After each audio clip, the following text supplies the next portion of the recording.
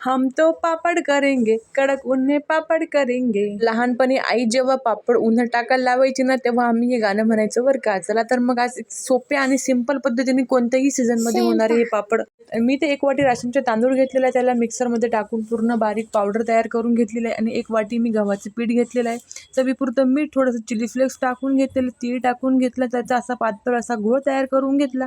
10 मिनिटं साईडला ठेवून कढईमध्ये पाणी गरम करून घेतलं. आणि घरात आपण ज्या डिश वापरतो ना, त्याला तेल तूप न लावता चमच्याभर इथं मी पीठ टाकून घेतलेलं आहे, तयार केलेलं बॅटर.